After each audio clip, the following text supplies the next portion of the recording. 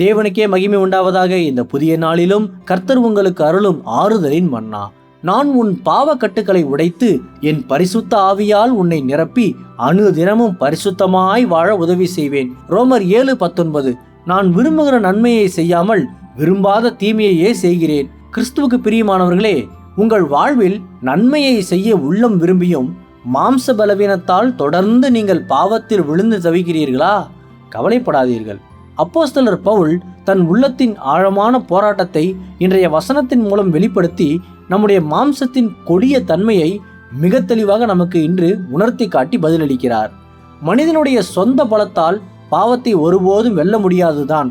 ஆனால் பரிசுத்த ஆவியானவரின் வல்லமை மட்டுமே நமக்கு மெய்யான விடுதலையை தர முடியும். அன்று பேதுரு இயேசுவை மறுதலிக்க மாட்டேன் என்று உறுதியாக விரும்பியும் மாம்ச பலவீனத்தால் அவரை மறுதலித்த சம்பவம் நாம் அனைவரும் நன்கு அறிந்ததே.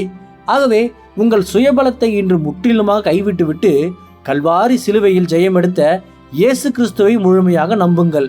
அப்போது அவர் உங்களை எல்லா பாவ கட்டுகளிலிருந்தும் விடுவித்து தமது பரிசுத்த ஆவியானவரின் பலத்தால் உங்களை பூரணமாக நிரப்பி என்றென்றைக்கும் பரிசுத்தமாக வாழ்வதற்கு உதவி செய்து வழிநடத்துவார். கர்த்தர் தாமே இந்த வார்த்தைகள் மூலமாக இன்று உங்களை ஆறுதல் படுத்தி ஆசீர்வதிப்பாராக. ஆமேன். அல்லேலூயா. ஜெபிப்போம்.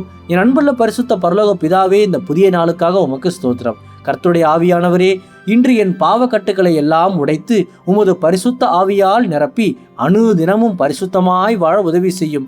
இன்று பிறந்த நாள், திருமண நாள் கொண்டாடும் உமது பிள்ளைகளின் இந்த புதிய ஆண்டை உமது நன்மை கிருபையால் முடிசூட்டி ஆசீர்வதியும். பிதாவே, இயேசுவின் வருகையில் நான் அவரோடு எடுத்துக்கொள்ளப்படும்படி என்னை தகுதிப்படுத்தும், தயார்படுத்தும். இயேசுவின் நாமத்தில் ஜெபிக்கிற நீங்கள் நல்ல பிதாவே. ஆமேன். மாரநாதா.